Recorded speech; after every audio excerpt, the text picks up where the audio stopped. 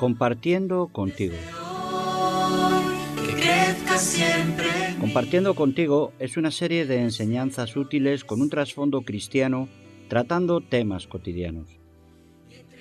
El propósito de estas enseñanzas es poder compartir con diferentes clases sociales, religiones y culturas un mensaje claro y conciso, de utilidad en el caminar diario. Llevar a ti, que en mi vida nunca falte el deseo. Compartiendo contigo. Y darlo todo solo por ti.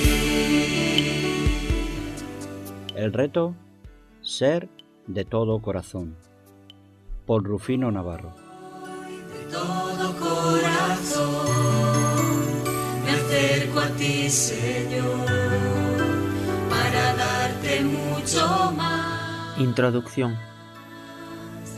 Desde hoy que crezca siempre en mí el deseo de servir y entregarme mucho más. Que en mi vida ya no exista otra razón que a otros llevar a ti. A los escogidos, a los que hemos oído su sígueme, a los que en otro tiempo no éramos nada y ahora nos confesamos más que vencedores, a los que todo lo podemos en Cristo. Él nos ha mirado y llamado, no por casualidad, ni porque se encontraba de paso, incluso sin prisa, con mucha paciencia y conociéndonos, sí, conociéndonos mejor que nosotros mismos. Como no podía ser de otra forma, salió a nuestro encuentro. No sé por qué lo hizo, y me lo he preguntado tantas veces que solo puedo pensar como explicación en su incomparable amor. Pero hay algo que sí me ha dado a entender. Él quiere llevar a cabo su plan de reconciliación a través de nosotros. Nos ha escogido para hacer su voluntad, para que sus palabras, deseos y sentimientos se transmitan a través de nosotros, sus escogidos. Y darlo todo solo por ti. Dios, quien siendo capaz de hacer clamar a todo el mundo en un abrir y cerrar de ojos, ha querido, le ha complacido dentro de su omnipotencia, dar una capacidad espiritual al hombre y tener una relación de amor para con él a través de Cristo. Así quiere darse a conocer, y así lo ha hecho. Él tiene un propósito claro para nuestras vidas, el cual perdemos de vista muy pronto, y esto es porque en muchas ocasiones no entendemos, o simplemente porque no entra dentro de nuestros planes de futuro. Seguramente en los primeros tiempos de nuestra conversión estábamos tan radiantes, animados y llenos de tanto gozo, que no veíamos impedimentos para hacer compromisos y estar a la altura de cualquier cosa que demandaran de nosotros, aunque ésta no tuviera nada que ver con lo que Dios tenía previsto para nuestras vidas. La vida de un cristiano de todo corazón no es una vida llena de buenas aptitudes, es una vida llena espiritualmente. El propósito de esta enseñanza es intentar transmitir un sentimiento de responsabilidad a los que creemos que hemos sido escogidos y transmitir el reto de llegar a ser cristianos de todo corazón. Los tiempos no son fáciles, ni se presentan fáciles, pero no tenemos que caer en catastrofismos. Nunca lo fueron. Jesús sigue llamando y capacitando a personas para hacerlas útiles y cumplir así el plan de Dios. A diario, viendo la historia de nuestros héroes bíblicos en el manual de la vida, la Biblia, pensamos en ellos como hombres y mujeres extraordinarios y les tomamos como referencia, queriendo en muchos momentos ser como ellos. Ellos cumplieron con su parte y sus vidas estuvieron llenas de propósito. Así debemos actuar nosotros. El llamado es el mismo y quien nos llama también. ¿En qué momento te encuentras en tu vida como cristiano? Te pregunto esto ya que nuestra vida debe llevar un crecimiento, una madurez, unos sufrimientos. Se entiende que estamos en una voluntad conforme a nuestros frutos espirituales. Quizá estés pasando por alguna dificultad, enfermo, con problemas familiares, económicos, o por el contrario, puede que estés en un buen momento. siendo muy bendecido en lo que estás haciendo. ¿Crees que está Dios detrás de tu situación? Si eres un escogido, te diré que sí, y en cualquier circunstancia, por difícil que te parezca, Él siempre tiene un propósito para con nosotros. ¿Por qué se nos reta a ser cristianos de todo corazón? Desde muy joven, en la obra donde trabajo, se nos enseñó que hay 3 dimensiones de vivir siendo cristiano. Como cristiano salvo, el primer y básico nivel. Como cristiano de corazón, con ciertos compromisos e involucrado en algunas actividades allí donde uno vive. O como cristiano de todo corazón. Este último es el más difícil de definir, y si lo tuviera que hacer de una forma concreta, lo definiría como la vida de entrega y dedicación al prójimo. Tenemos a Pablo como ejemplo de ello. Él sí podía decir: y sabemos que a los que aman a Dios, todas las cosas les ayudan a bien. Esto es, a los que conforme a su propósito son llamados. Carta a los Romanos capítulo 8, versículo 28. ¿Qué crees que tenía Pablo para ver a Dios y su propósito detrás de todo? Él había sido escogido y no tuvo que hacer nada, simplemente decir sí. Dios tenía un plan eterno para su vida y quería usarle de una manera especial, como a muchos de nosotros. Todo empezaba con una experiencia real y una palabra. El Dios de nuestros padres te ha escogido para que conozcas su voluntad, veas al justo y oigas la voz de su boca. Él quiere que le conozcamos personal, directa e íntimamente. Ahí empieza nuestro verdadero llamado, cuando le conocemos a Él. Porque serás testigo suyo a todos los hombres de lo que has visto y oído. Libro de los Hechos, capítulo 22, versículo 15. Este estudio que quiero compartir contigo trata sobre la vida de 3 personas que fueron llamadas para un propósito muy determinado: ser de todo corazón. Aunque ellos, como sucede también con nosotros, no se podrían imaginar la repercusión que posteriormente tendrían sus vidas. Son 3 hombres que tenían las mismas costumbres, el mismo oficio, se conocían entre ellos, e incluso parece ser que 2 de ellos eran de la misma familia. 3 vidas que marcan la historia de la Iglesia y revelan el crecimiento del cristiano, personalizando cada uno de ellos las distintas etapas de la vida de un cristiano. La narración de 3 enseñanzas del Maestro a sus alumnos dentro del curso de la vida nos muestra que nuestra vida espiritual debe ser fortalecida con experiencias y profundizar con el Maestro para poder conocerle y tener una vida de plenitud en la que otros puedan ver un cristianismo verdadero. Es curioso ver cómo se presentan 3 clases prácticas para 3 personas determinadas en el transcurso de 3 años. No sé si podré darle la profundidad que siento a esta enseñanza, pero sé que las clases prácticas fueron las correctas, las personas escogidas también, y el tiempo fue el necesario. Ahora solo falta que nosotros lo hagamos nuestro.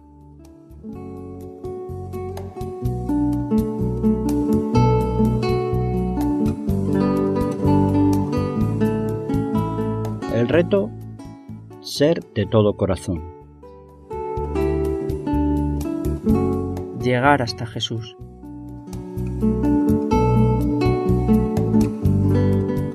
Cuando Jesús llama a la puerta de un corazón y se le abre, se oye una voz, su voz, diferente, penetrante, diciendo: sígueme. De tal forma estimula ese músculo atrofiado de la fe que no hay por más que asentir con la cabeza y decirle: sí, yo te sigo.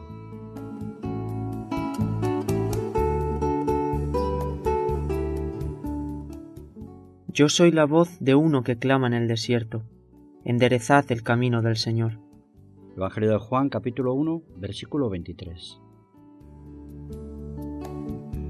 Juan Bautista predicaba la venida del Señor con palabras duras, una vida recta y austera. Había fuerza en sus acciones, revelación en su mensaje. Sin duda llegó a ser uno de los más valiosos de nuestros hermanos en la fe. Era la voz de Dios a través de una persona clamando en el desierto, con el propósito de allanar los corazones altivos por causa del pecado. enderezar mentes retorcidas llenas de ideas macabras, traer convicción de arrepentimiento y preparar sus vidas para recibir a Cristo como único y suficiente Señor y Salvador. Juan Bautista alteró y desconcertó a los religiosos y políticos de la época, sacerdotes y levitas, que le preguntaban quién era. Este es el testimonio de Juan, cuando los judíos enviaron de Jerusalén sacerdotes y levitas para que le preguntasen: ¿Tú quién eres? Confesó y no negó, sino confesó: Yo no soy el Cristo.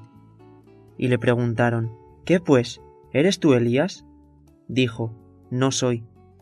¿Eres tú el profeta? Y respondió: No. Le dijeron: Pues ¿quién eres? Para que demos respuesta a los que nos enviaron. ¿Qué dices de ti mismo? Consideraban la posibilidad de que fuera Elías, el cual fue arrebatado en vida por el Señor, o el profeta que ellos estaban esperando. Sin embargo, Juan ya les había dicho que él no era el Cristo. Ahora su interés estaba en catalogarle, ponerle una etiqueta, cosa que por cierto consiguieron, y hasta el día de hoy hay cristianos que llevan su mismo seudónimo: bautistas. Juan era una voz en el desierto, pero no fue ni es la única, aunque en su tiempo fue la que más alto sonó. Él no obró ningún milagro, él no era la luz, pero preparó a muchos para que vieran la verdadera luz del mundo. Los religiosos enfermizos, sistemáticos y para su defensa ignorantes, no podían entender cómo Juan tenía respuesta entre un pueblo que le venía pidiendo ayuda. Un hombre que aparentemente iba por libre, con unos comportamientos sociales poco usuales, su forma de vestir e incluso los restaurantes que frecuentaba, no eran del agrado de aquellos que pudieran pensar en él como un gran líder carismático. Su enseñanza y su forma de vivir iban en consonancia, como lo haría cualquier persona honesta, lo cual es obvio, pues fue un gran hombre de Dios. Constantemente le querían desacreditar. ¿Por qué pues bautizas si tú no eres el Cristo, ni Elías, ni el profeta?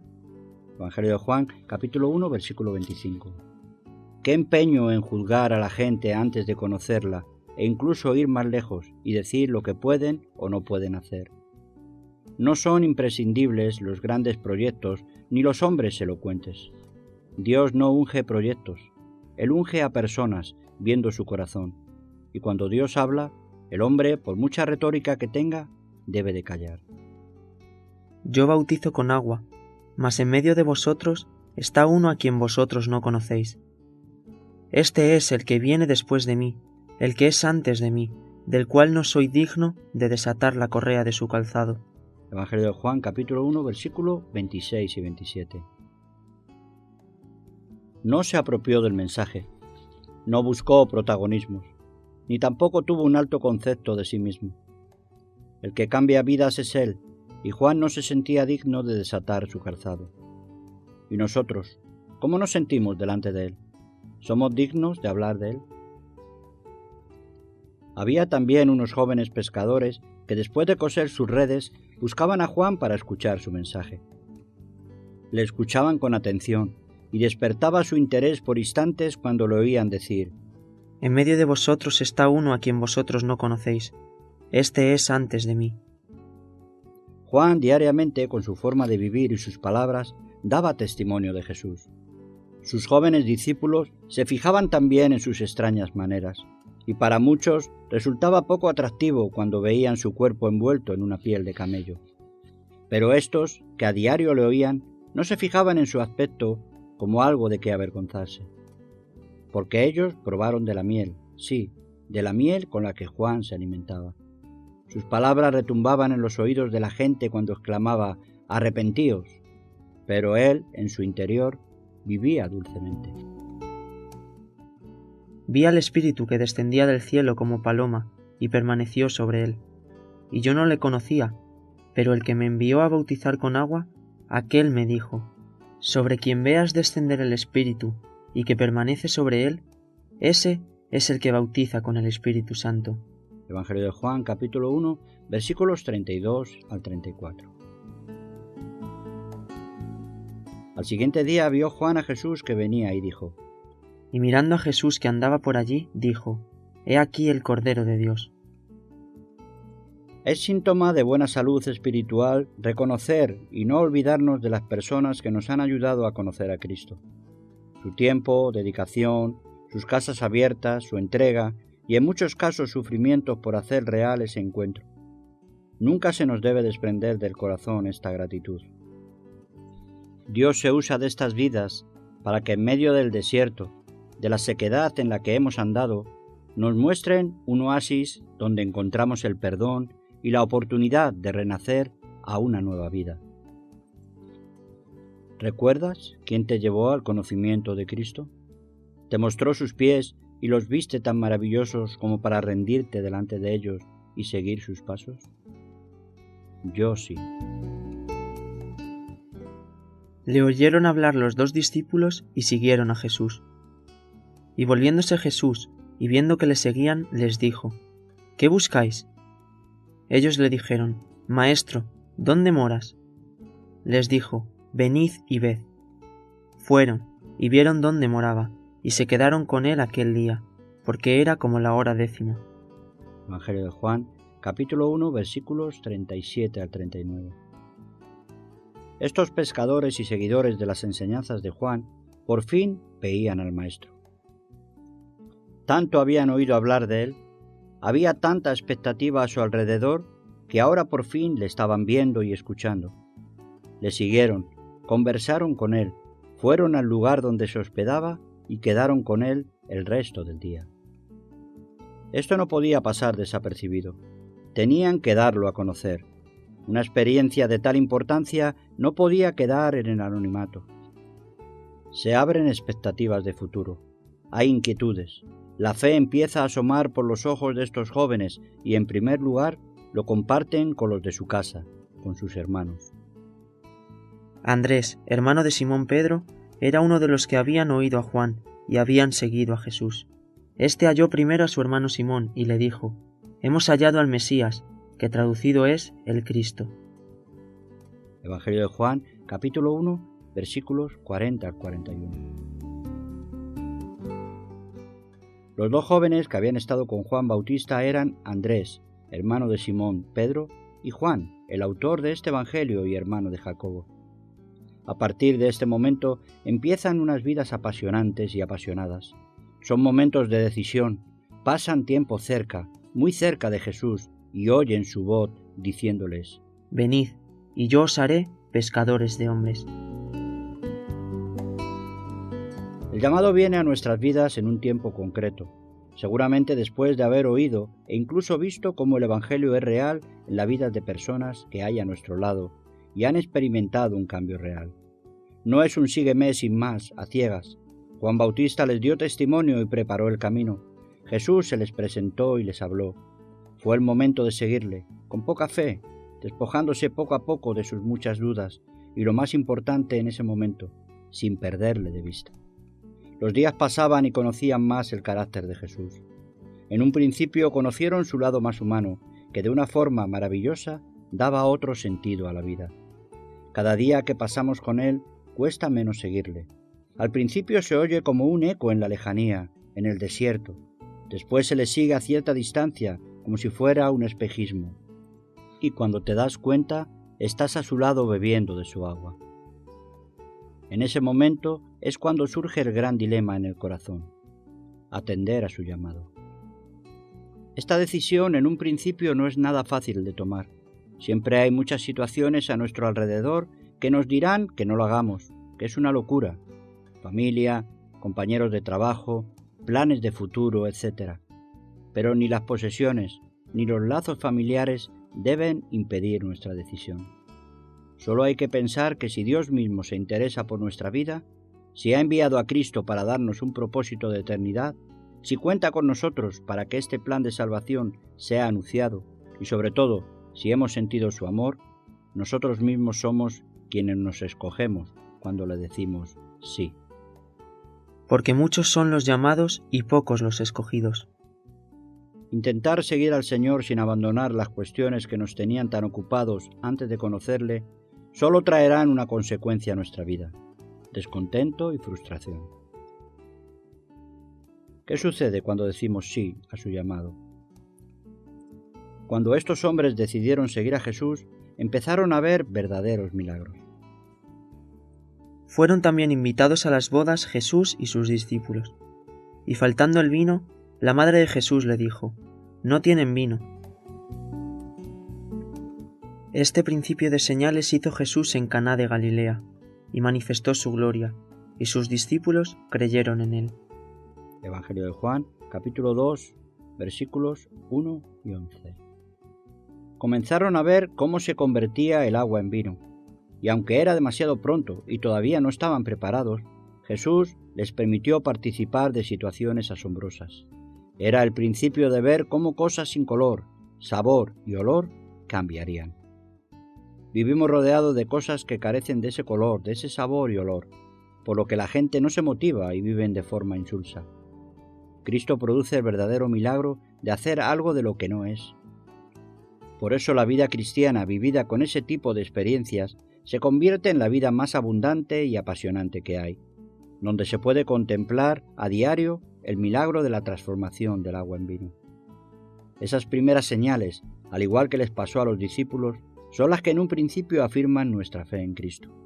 Muchos son los reproches que inconscientemente hacemos a Dios, porque no vemos milagros a nuestro alrededor, y para justificar nuestra falta de compromiso y entrega decimos: eso sucedía antes con más normalidad, para reafirmar la fe de los primeros cristianos.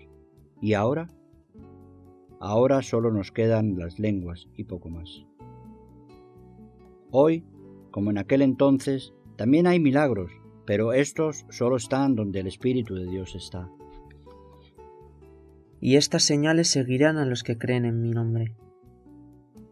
No olvidemos que el verdadero milagro ha de empezar en nuestra propia vida. Cuando decimos sí a su llamado, Él comienza a tratarnos de diferente manera que al resto de los cristianos. Nos permite ver, oler y gustar de la vida espiritual más profunda e intensamente.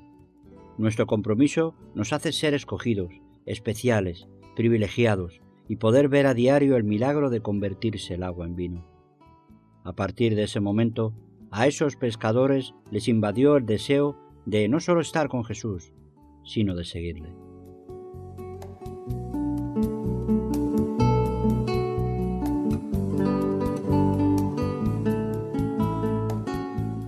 El reto: ser de todo corazón. Aprendiendo con Jesús. La experiencia es la realidad vivida por uno mismo, verlo, tocarlo, sentirlo y hacerlo tuyo.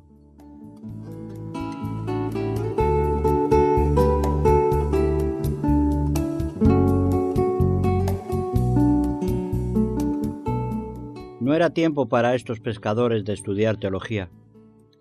Tampoco tenían tanto conocimiento sobre Jesús como para predicar, así que, ¿cuál crees tú que sería la mejor y más rápida forma de dar crecimiento a estos aventajados discípulos? Yo creo que lo mejor son las experiencias personales. No hay nada mejor y más constructivo que las clases prácticas. ¿Cuántos profesionales hay de la mecánica, electricidad, albañilería, etcétera, que no tienen estudios superiores o titulación, pero son los más idóneos para desempeñar esas actividades? De la misma forma, hay personas que han sido enseñadas y capacitadas en el taller de la necesidad diaria de la calle, entre personas enfermas, delincuentes o simplemente en medio de la pobreza. El maestro les hablaba como a jóvenes que tenían conocimiento de las Escrituras, pero él estaba dispuesto a ir más lejos, instruyéndoles personalmente con sus clases prácticas. Pues estas iban a ser las mejores enseñanzas, las que cambiarían la forma tan vulgar que tenían de interpretar las Escrituras. 3 simples preguntas para saber si tú eres de verdad. ¿Cuántos muertos has visto resucitar? ¿Cuántas veces has visto la gloria de Dios? ¿Cuántas veces has sentido a Cristo llorar? Jesús quiere enseñarnos de forma íntima y personal. ¿Cuántas veces Él mismo, después de obrar un milagro, decía: «Id y no se lo digáis a nadie»? Jesús sabía que su tiempo era corto y quería dejar bien preparados esos corazones para un futuro de fe. El Maestro se pone manos a la obra y dedica los 3 últimos años de su vida a enseñar y a discipular la vida de aquellos que anteriormente dijeron sí a su llamado. Pero no fue fácil, tuvieron que pagar un ingreso para las clases. Sí, pagar. Las clases no eran gratis, me refiero a las prácticas.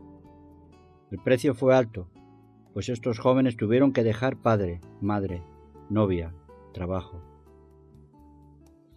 Ellos entonces, dejando al instante las redes, le siguieron. Vio a otros 2 hermanos, Jacobo hijo de Zebedeo y Juan su hermano, en la barca con Zebedeo su padre, que remendaban sus redes y los llamó. Y ellos, dejando al instante la barca y a su padre, le siguieron. Evangelio de Mateo capítulo 4, versículos del 20 al 22. Visto desde fuera, desde la teoría parece duro, cruel e incluso el precio parece ser muy caro, pero aquellos que tuvieron esta experiencia no dan ese testimonio. Y ciertamente aún estimo todas las cosas como pérdida por la excelencia del conocimiento de Cristo. Carta a los Filipenses capítulo 3, versículo 8. Las clases serían impartidas en 3 episodios, que bastarían para marcar la vida de cualquier buen discípulo.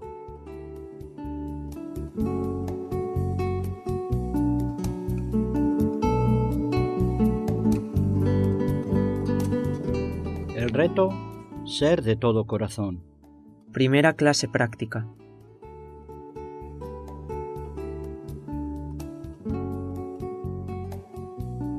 Abramos el aula de nuestro corazón, que el Señor nos va a impartir cómo llegar a ser cristianos de todo corazón.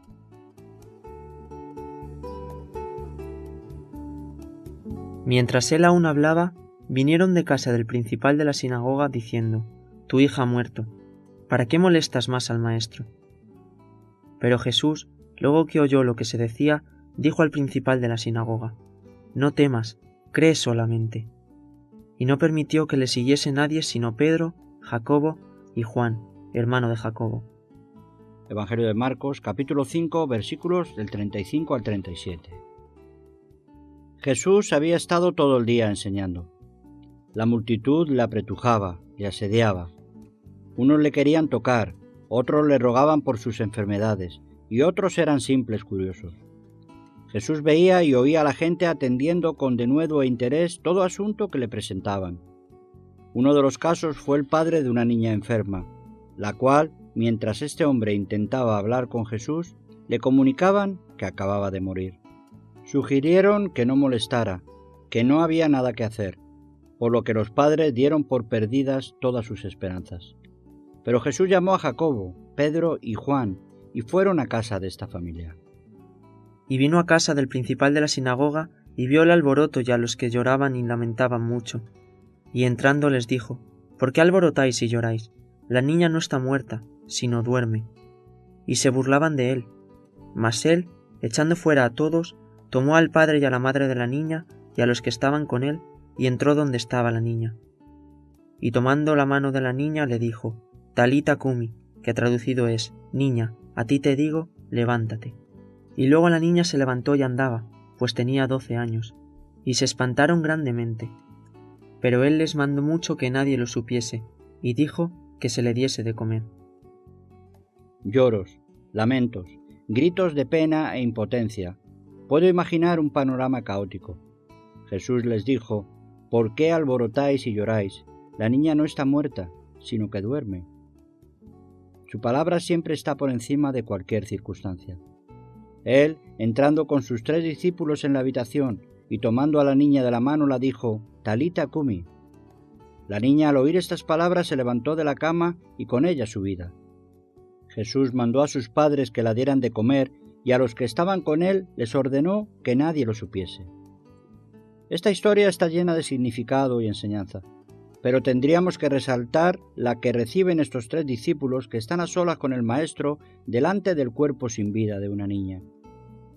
Cuando los gritos de sus familiares y vecinos anunciaban el fin, cuando toda esperanza y alternativa habían sido agotadas, y aun cuando las personas se burlaban de Jesús al decir que la niña dormía, Él se presentó con sus 3 discípulos en ese lugar para devolverla a la vida. Yo quiero creer que después, cuando Jacobo, Pedro y Juan se quedaron a solas, estuvieron hablando acerca de aquella situación tan especial que habían vivido. La niña estaba muerta, pero cuando su palabra, el poder de su palabra penetró en su interior, ella obedeció. Ellos, como seguidores cercanos de Jesús, habían visto otros milagros, pero como este ninguno. Recuerdo cuando Manuel, un responsable de nuestra obra de reto en Córdoba, se encontraba ingresado en el hospital provincial de esta misma ciudad. Había recibido la visita de su madre, a instancia del doctor Jurado, pues el diagnóstico para él era dramático. Le daban unos días de vida. La madre salió del hospital muy apenada y con el convencimiento de que su hijo moriría en pocos días. Nosotros no pudimos rebatir los argumentos del médico, pues clínicamente llevaba toda la razón. Pero en cuanto a nuestro aprendizaje como cristianos, había un paso que todavía no habíamos dado: estar a solas con el desahuciado y el maestro. Al día siguiente fuimos al hospital y le dijimos: venimos a orar por ti. Hemos traído un poco de aceite y queremos ungirte como dice en la Biblia. Él accedió y lo ungimos. Tengo que confesar que la cantidad de aceite fue mínima. La sostenía sobre la palma de mi mano, pero al contacto con su pecho empezó a extenderse de tal forma que el ungimiento no fue muy ortodoxo y acabó siendo un masaje por todo su cuerpo. No podíamos hacer nada más que confiar en Dios y esperar. Sé que no fui yo, ni la persona que me acompañaba. Fue la unción. Cristo mismo es quien sanó a Manuel. Hasta la fecha de escribir este libro, él sigue sirviendo en la Asociación Reto a la Esperanza. El doctor, la madre de Manuel y algún otro muy allegado no admiten que fue Jesús. Pero los que estábamos allí sabemos quién fue y nunca se nos olvidará esa clase tan magistral del Maestro. Ver cómo una persona desahuciada por los médicos, familia y vecinos recobra la vida delante de ti es un milagro. Posiblemente este es el primer milagro que Jesús nos muestra a solas con Él, y aunque sabemos que Él es quien los levanta, nos deja participar y estar muy muy cerca. ¿Por qué no le interesó que los demás lo supiesen? Ellos no habían pagado ese derecho. No olvidemos que Jesús estaba enseñando clases prácticas a sus discípulos. La base de cualquier discípulo es saber que para Dios no hay nada imposible. Este era el comienzo de una preparación especial. Es posible que recuerdes los primeros milagros que tú has vivido. Seguramente han sido muy similares. Personas que no pensabas que podrían cambiar, hombres y mujeres condenados a la indiferencia, a la marginación e incluso a la enfermedad. El mundo puede atribuir estas muestras, estos milagros a diferentes circunstancias, pero tú sabes, tú estabas allí y lo vistes. La palabra de Dios tiene poder. Para Él no hay nada imposible. Jesús siguió enseñando con parábolas los grandes secretos del reino, riquezas que hasta el día de hoy nos hacen pensar en su significado y llenan de sentido nuestros días. También siguió sanando todo tipo de enfermedades, liberando a personas cautivas y, por supuesto, relegando a un segundo plano las tradiciones de los religiosos.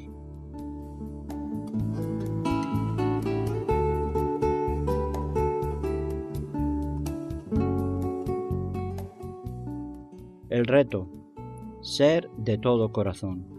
Segunda clase práctica.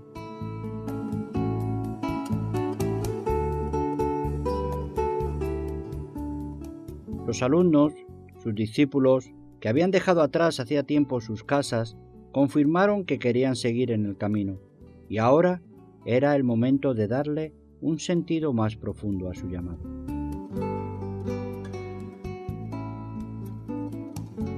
Era el momento de dar la siguiente clase práctica a sus discípulos. Había pasado suficiente tiempo y tenían que subir de nivel. Acostumbrados a oír el significado de muchas de las parábolas explicadas por el mismo Jesús y ver cómo personas con problemas físicos, mentales o familiares eran resueltos, el siguiente paso sería de más identidad, más profundo y reservado para sus alumnos. Salió Jesús con sus discípulos por las aldeas de Cesarea de Filipo, y en el camino preguntó a sus discípulos diciéndoles: ¿Quién dicen los hombres que soy yo? Ellos respondieron: unos Juan el Bautista, otros Elías, y otros alguno de los profetas. Entonces él les dijo: ¿Y vosotros? ¿Quién decís que soy yo? Respondiendo Pedro le dijo: Tú eres el Cristo. Pero él les mandó que no dijesen esto de él a ninguno. Muchos seguían los hechos de Jesús observando sus señales y sacando sus propias conclusiones. Pero él hace una criba y les comunica: Si alguno quiere venir en pos de mí, niéguese a sí mismo y tome su cruz y sígame. Porque todo el que quiera salvar su vida la perderá, y todo el que pierda su vida por causa de mí y del Evangelio la salvará. Después de oír estas palabras, los seguidores eran menos. Las personas que seguían a Jesús como si fuera un profeta más u otro movimiento nuevo, ya tenían ahí la excusa perfecta para desistir de su acercamiento. 6 días después, Jesús tomó a Pedro, Jacobo y Juan y los llevó aparte solos a un monte alto, y se transfiguró delante de ellos, y sus vestidos se volvieron resplandecientes, muy blancos como la nieve, tanto que ningún lavador en la tierra los puede hacer tan blancos. Evangelio de Marcos, capítulo 9, versículos 2 y 3. Jesús, una vez más, sabía lo que hacía y a quién escogió de entre sus discípulos. Volvían a ser los 3. Sí, esos 3 que anteriormente vieron el milagro de la resurrección de la niña. No fue una enseñanza más, fue la segunda gran enseñanza práctica y por lo tanto necesaria, muy necesaria para un futuro muy próximo. Una semana antes les había estado diciendo que le era necesario al Hijo del Hombre padecer mucho y ser desechado por los ancianos, por los principales sacerdotes y por los escribas, y ser muerto y resucitar después de 3 días. Esto les hablaba claramente, aunque ellos no podían entender su significado. La enseñanza era progresiva y de esta manera iban aprendiendo. De momento no entendían con toda claridad, pero no tardarían en recibir la clase práctica que les ayudaría a entrar en otro nivel. Fueron con el maestro al sitio, al monte que él mismo escogió. Pedro, Jacobo, Juan, vengan conmigo, subamos al monte, a ese monte alto. Imagino a los 3 jóvenes mirándose entre ellos, haciendo gestos y preguntándose qué sucedería. Del mismo modo seguro que en lo íntimo cada uno se haría sus propias preguntas. El monte era alto y les dio tiempo a meditar, a llegar con una actitud seria y seguramente preocupada, expectante. Llegaron al lugar convenido por el maestro, en una actitud de oración y sin mediar palabra. Su cuerpo y su rostro resplandecían. La presencia de Dios bajó en toda su plenitud, rodeando por completo ese lugar. Ellos al principio sintieron temor, pero ese temor se convirtió en paz, y a su vez esa paz en la gloria de Dios reflejada en Jesús. Ellos creían que conocían a Jesús, pero se dieron cuenta que no era así. Esa revelación cambiaría por completo su forma de pensar y su sentido espiritual. Cuando vemos la gloria de Dios, somos transformados. Por tanto, nosotros todos, mirando a cara descubierta como en un espejo la gloria del Señor, somos transformados de gloria en la misma imagen como el Espíritu del Señor. Jesús les muestra su plenitud espiritual para poder ampliar la de ellos. Él les había enseñado su mansedumbre, su capacidad de comprensión y su lado más humano. Pero no nos dejemos engañar, el poder de Cristo es espiritual, de lo cual Dios se sintió complacido. Cuando experimentamos la realidad de sentir la presencia de Dios, nuestras vidas cambian. Nuestro rostro espiritual es resplandeciente y en muchas ocasiones debemos mostrar ese resplandor donde otras personas puedan ver la misma presencia de Dios. Ese resplandor es la consecuencia de pasar tiempo en su presencia. Esta segunda clase hizo brillar el rostro interior de los discípulos, y como en la clase anterior, cuando resucitó a la niña, había que tenerlo en secreto, pues el mismo Jesús les recordó que no lo dijeran a nadie. Y descendiendo ellos del monte, les mandó que a nadie dijesen lo que habían visto, sino cuando el Hijo del Hombre hubiese resucitado de los muertos. Evangelio de Marcos, capítulo 9, versículo 9. Esta sería una de las experiencias más asombrosas que verían en sus vidas, y paradójicamente no la tenían que compartir de inmediato. El buen alumno no se jacta de lo aprendido, por el contrario, aprende a guardar celosamente las enseñanzas. Dios nos revela su presencia cuando, dónde y como Él quiere. Para continuar la carrera es necesario tener una revelación personal de Cristo.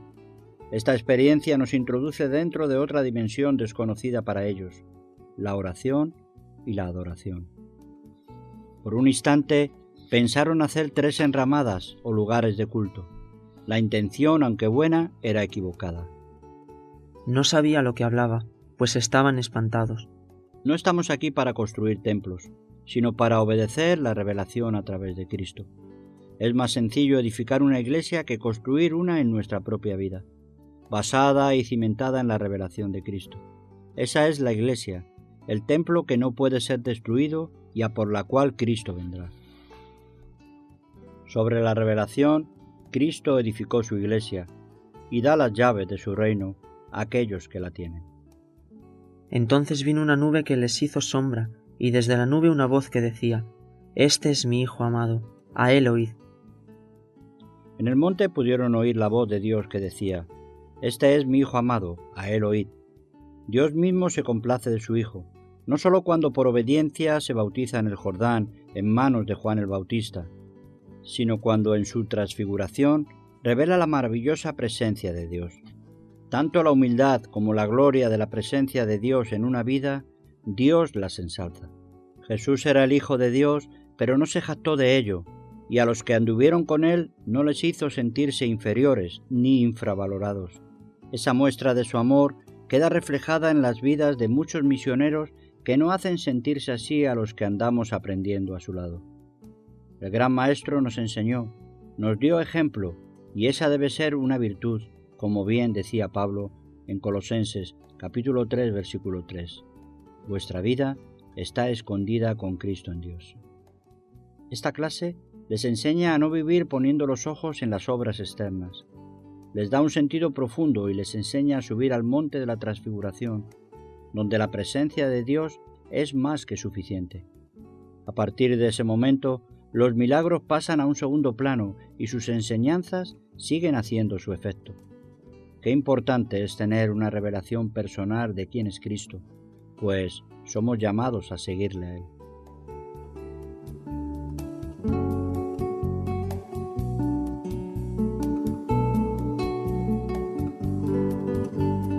El reto: ser de todo corazón. Tercera clase práctica.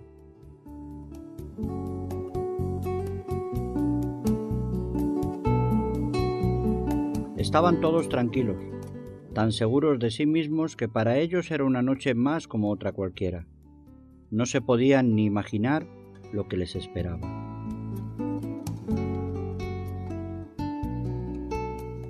Se acerca el fin del trienio y con él la última clase.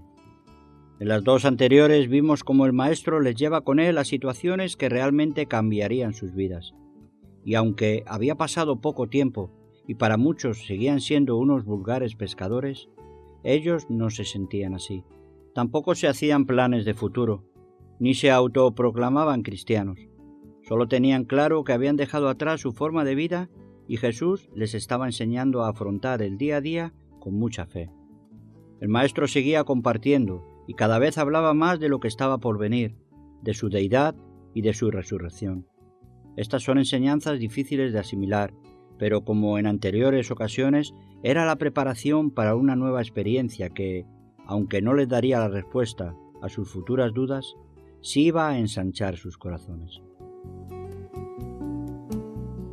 Participando de la última cena.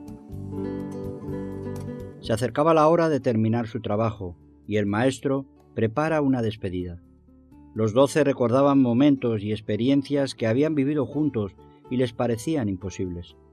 Ninguno de los que estaban allí podían imaginar haber cambiado tanto en tan solo 3 años. Jesús conocía el verdadero significado de esa cena. Cuando llegó la noche, vino él con los 12. Y cuando se sentaron a la mesa, mientras comía, dijo Jesús: De cierto os digo que uno de vosotros que come conmigo me va a entregar. Nadie se puede imaginar, y siempre es sorprendente cómo puede desarrollarse la vida de un hombre que, aun habiendo estado con Jesús, sea tan egoísta, tan desproporcionadamente insensible y esté tan ciego como para entregar lo que Jesús da, su paz, su perdón, su incomparable amor y la relación tan especial con aquellos otros 11 que habían sido sus compañeros de trabajo y hermanos en la fe. Cambiar todo por un puñado de monedas, que bien podría ser una casa en propiedad, un negocio, un coche vistoso y poco más. Cuántas cosas ocultas hay en el corazón del hombre que, aun estando con aquel que conoce todos los corazones, no se pone en orden y le lleva a perderlo todo. Sacar conclusiones después de ver fracasar a una persona es fácil. Incluso analizar su forma de vida y llegar a determinar que era normal que acabara así. La reflexión debe ser más profunda y mirar nuestras propias vidas, pues seguro que tenemos escondido en el desván cosas que deberían estar en la basura hace tiempo. Los 11 hicieron una misma reflexión. Ellos comenzaron a entristecerse y a decirle uno por uno: ¿seré yo? Y el otro: ¿seré yo? El maestro les estaba enseñando de una forma directa, concisa y contundente. ¿Cuántas veces no estamos seguros ni de nosotros mismos? ¿Podríamos entregar de nuevo a Jesús? Yo creo que sí. Ellos eran los 12, los que habían dejado todo por seguirle. Con este ejemplo, y usándose de una persona en concreto, les decía que no podemos descansar en nuestro puesto de privilegio y que, aunque estemos o hayamos estado cerca, muy cerca de Él, podemos caer en menospreciar lo que Él ofrece y lo que Él es. Acabaron la cena con una despedida muy especial. Jesús, con una copa y un trozo de pan, les hacía partícipes en una enseñanza llena de simbolismo, su sangre y su carne. Con el tiempo aquel acto pasaría a ser un recuerdo perpetuo de lo que el Señor hizo por nosotros. Cuando hubieron cantado el himno, salieron al monte de los olivos. Cantaron un himno y se marcharon hacia el monte donde ellos solían descansar por la noche bajo la luz de las estrellas. Cuando llegaron al sitio idóneo de descanso, el maestro, como era habitual en él, les comparte una realidad que en este caso se cumpliría casi de inmediato. Todos os escandalizaréis de mí esta noche, porque escrito está: heriré al pastor y las ovejas se dispersarán. Los discípulos se miraban unos a otros y se decían: ¿qué le pasa al maestro? Sus palabras hacia nosotros no son como otras veces. ¿Quién de nosotros le va a traicionar? ¿Por qué nos hemos de escandalizar de él? Daríamos nuestras vidas por él. Vinieron, pues, a un lugar que se llamaba Getsemaní, y dijo a sus discípulos: sentaos aquí entre tanto que yo oro. El curso terminaba y se acercaba el tiempo. Pronto tendrían que ejercer. Se les terminaban las clases prácticas al lado de su maestro, y no eran tan suficientes como ellos se creían. Muchas veces hacemos alarde del tiempo que llevamos con Cristo, como si eso fuera garantía absoluta para afrontar cualquier situación. Cuidado, que no nos traicione nuestro ego, y el que crea estar firme, mire que no caiga. Creemos que porque la obra funciona, siempre va a funcionar, e incluso pensamos que puede llegar a hacerlo sola, pero no es así. Hay un tiempo donde el mismo Jesús hace que las cosas marchen casi sin darnos cuenta, por pura gracia, pero cuando vamos creciendo y adquiriendo conocimiento, Él comparte la responsabilidad con nosotros. Debemos poner nuestra parte y Él siempre pone la suya. Nosotros podemos fallar, de hecho lo hacemos más a menudo de lo que deberíamos, pero Él es fiel, es tan fiel a su obra que nunca falla. Y tomó consigo a Pedro, a Jacobo y a Juan, y comenzó a entristecerse y a angustiarse. Y les dijo: mi alma está muy triste hasta la muerte, quedaos aquí y velad. Jesús toma nuevamente a sus 3 alumnos. Los aleja del resto y los lleva con él. Esta vez no verán nada, no estarán a su lado como en las ocasiones anteriores, pero les dejará estar cerca, muy cerca, como a tiro de piedra. Al lado del Maestro vieron milagros extraordinarios, sabían que para él no hay nada imposible, vieron su transfiguración y tuvieron la revelación de la presencia de Dios como pocos la han tenido. ¿Qué les faltaba por recibir? ¿Habría algo más profundo por aprender y confirmar su fe para el resto de sus vidas? El Maestro iba a vivir la experiencia de amor que jamás un hombre hubiera podido alcanzar. Estaba cerca, muy cerca de sus amados discípulos, pero solo. Yéndose un poco adelante, se postró en tierra y oró que si fuese posible, pasase de él aquella hora. Jesús estaba sintiendo toda la carga que tenía que llevar adelante, tantos sufrimientos y pecados. En esa hora, él siente como un pecador cuando está sucio. Su lucha era esa. Se sentía tan involucrado que no solo estaba dispuesto a dar su vida por ellos, que sería suficiente, sino a sentir como ellos, como tú y como yo. Pasa de mí esta copa. El trago era amargo. Dentro de esa copa estaban nuestras miserias. Se levantó cargado después de una larga hora de lucha y sus más allegados estaban dormidos. Le sorprendió que Pedro no estuviese despierto, pero era normal. Él no tenía conocimiento del momento que se estaba viviendo. No sabía lo que Dios estaba demandando en aquella hora. Jesús vuelve a postrarse y después de otra hora se dirige hacia ellos y les halla de la misma manera. Esta vez no supieron qué responderle. Se preguntaban, ¿por qué tanta intensidad? ¿Qué sucede hoy? Esto era algo anormal para ellos.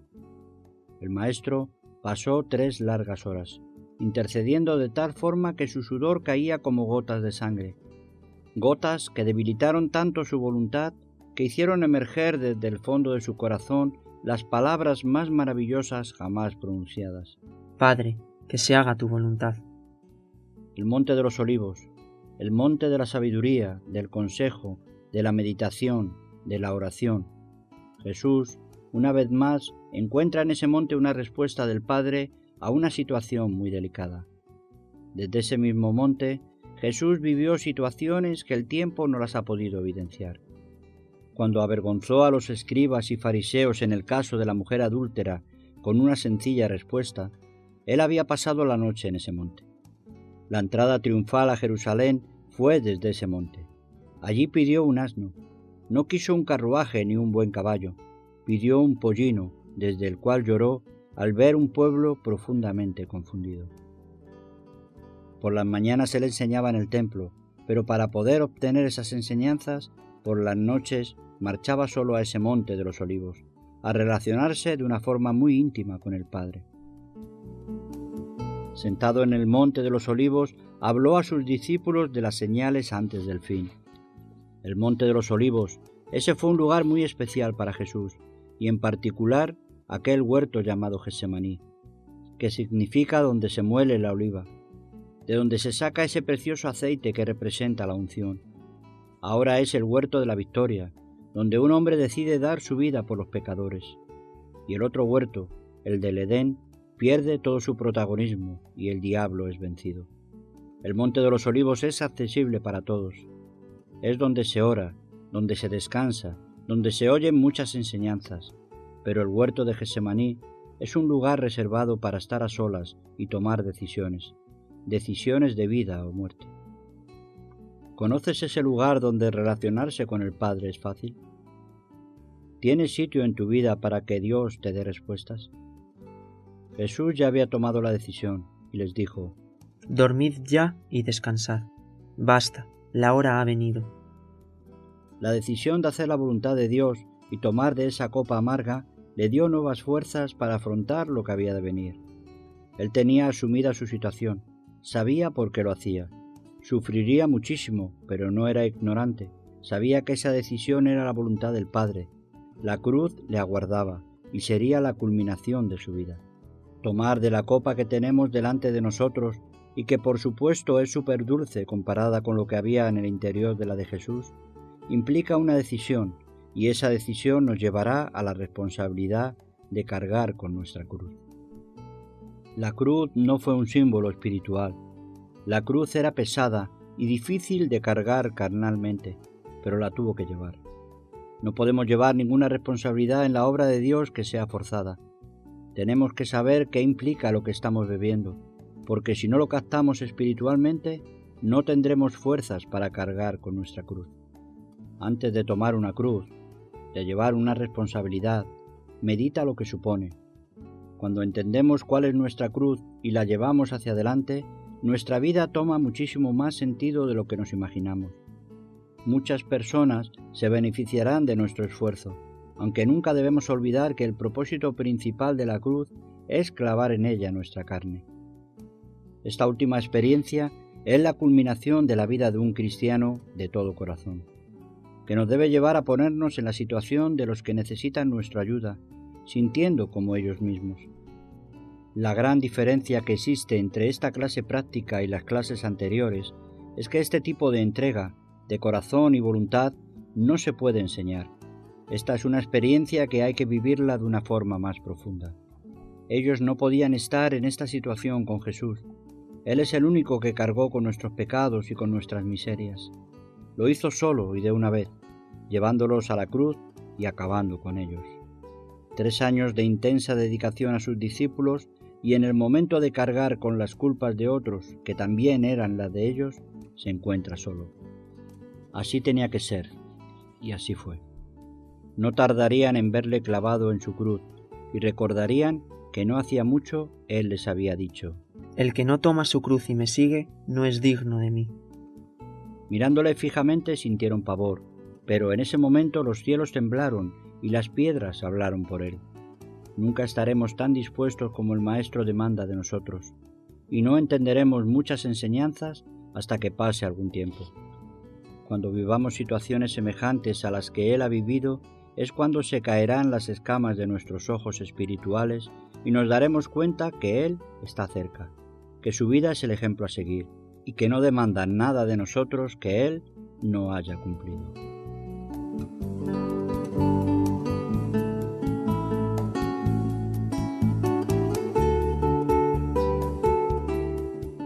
El reto: ser de todo corazón.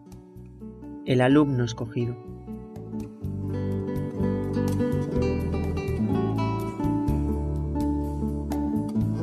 Las clases prácticas al lado del maestro se acabaron.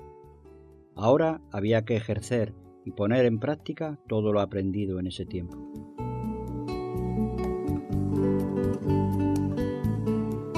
Debían meditar mucho en lo que él dijo, lo que él hizo y andar con mucho temor.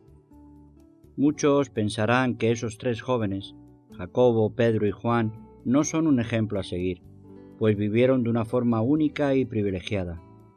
También piensan así de Jesús. Cuando empezamos la narración de esta enseñanza se mencionan 3 años, 3 enseñanzas y 3 hombres con el propósito de llegar a una sola conclusión: ser de todo corazón. Los 3 años habían acabado, y las clases prácticas también, viniendo a demostrar que para llegar a ser de todo corazón necesitamos tener experiencias y crecer espiritualmente. Lo más interesante de esta historia es poder ver el desarrollo de estos alumnos y en lo que se han convertido. ¿Recuerdas que el maestro sabía por qué escogió a estos 3 jóvenes? Jacobo, hijo de Zebedeo, a quien Jesús mismo tomó como uno de sus alumnos favoritos. Todos nos podríamos imaginar que su vida estaría llena de bendiciones, de prosperidad, y haría grandes hazañas, ya que era uno de sus preferidos. En aquel tiempo el rey Herodes echó mano a algunos de la iglesia para matarles, y mató a espada a Jacobo, hermano de Juan.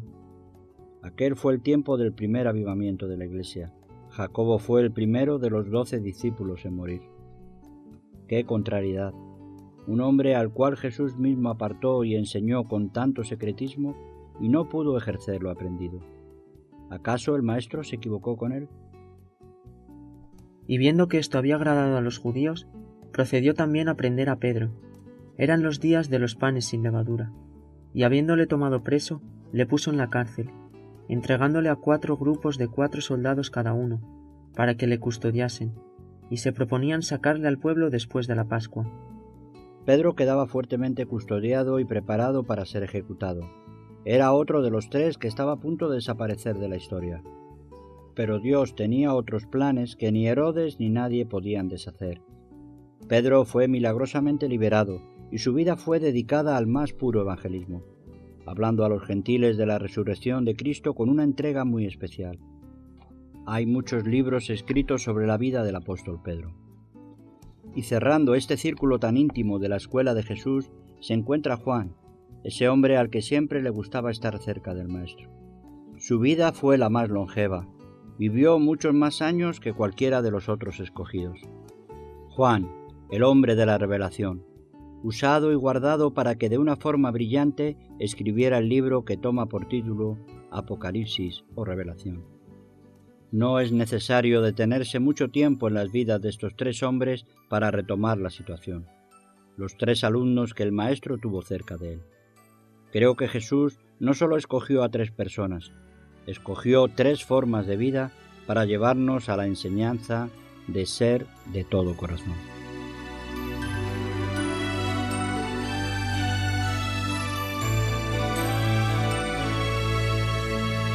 Hoy de todo corazón me acerco a ti, Señor, para darte mucho más. El primer alumno, Jacobo, representa la muerte en la plenitud de la entrega, sin la cual no puede haber crecimiento. El segundo, Pedro, nos muestra que el evangelismo debe ser el área fuerte en nuestras vidas. Y por último, Juan representa lo que perdura, la revelación. La consecuencia de morir a nosotros mismos para llevar el evangelio adelante nos traerá revelación. Tener a Cristo resucitado con nosotros nos hará entender claramente que tenemos vida eterna, y esa relación nos hará perdurar en el tiempo. No creo que sea posible ser de todo corazón si no vivimos experiencias con el Maestro.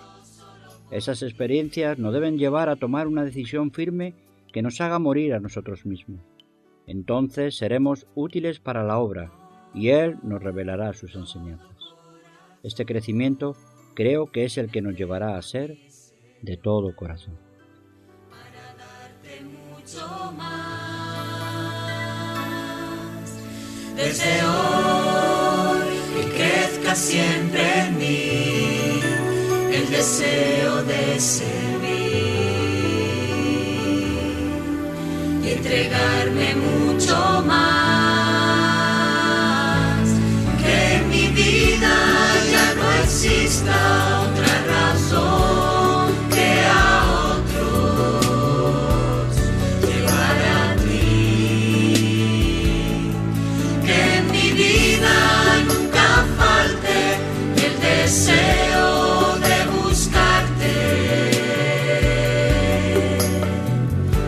y darlo todo solo por ti.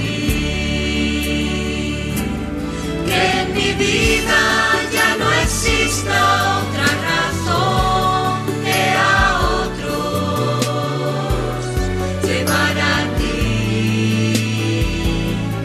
Que en mi vida nunca falte el deseo de buscarte y darlo todo solo por ti.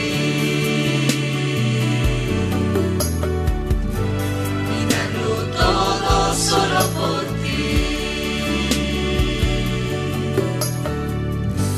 y darlo todo solo por